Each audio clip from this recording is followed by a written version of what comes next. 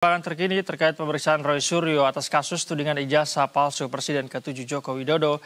Kita sudah terhubung dengan jurnalis Berita Satu, ada Andrea Hosada dan juru kamera Rafa Sidki di sana. Selamat sore, Andrea. Apakah sudah ada respons atau pernyataan dari pihak yang diperiksa sebelum memasuki ruangan pemeriksaan pada tadi pagi?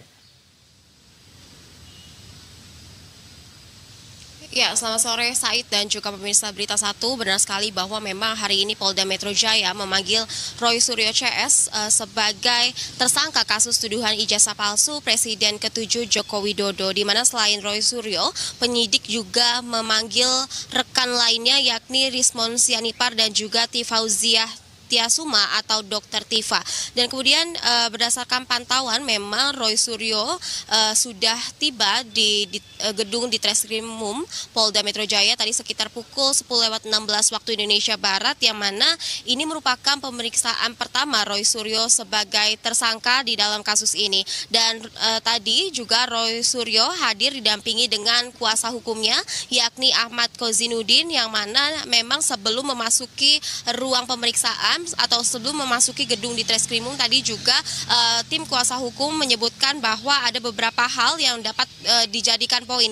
Yang pertama adalah ia telah membawa sejumlah bukti, dan kemudian juga dari tim kuasa hukum Roy Suryo ini menegaskan bahwa sebanyak 700 bukti, 130 saksi dan juga 22 ahli yang sebelumnya ini telah dikumpulkan oleh pihak kepolisian. Ini belum tentu semuanya valid dan relevan apabila memang tidak ditunjukkan bukti utama berupa ijazah asli dari Presiden Joko Widodo. Kemudian juga Roy Suryo tadi menambahkan bahwa apa yang ia lakukan saat ini bersama dengan rekan-rekannya yang datang dalam pemeriksaan ini merupakan tindakan yang dilakukan berdasarkan dengan penelitian ilmiah terhadap dokumen publik, sehingga ia juga menyebutkan bahwa penangkapan dirinya sebagai tersangka dalam kasus ini merupakan proses hukum yang prematur dan juga tergesa-gesa. Selain itu juga ia menilai dirinya menjadi tersangka tanpa memiliki dasar-dasar yang kuat untuk dijadikan sebagai tersangka. Terhitung hingga saat ini Roy Suryo CS sudah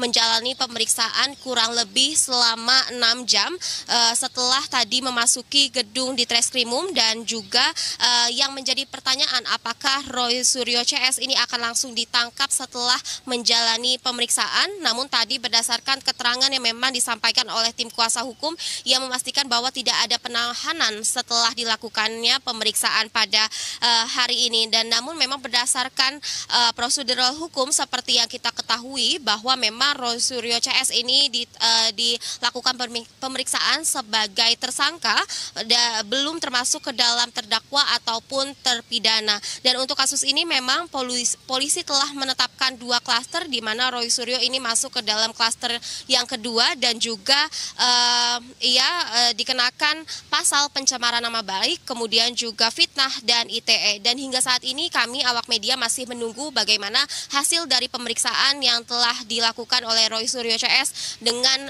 pihak dari Polda Metro Jaya. Selain itu yang kami dapatkan informasinya bahwa pemeriksaan ini akan baru selesai sekitar usai dari maghrib. Demikian informasi yang dapat kami sampaikan. Said, kembali ke studio.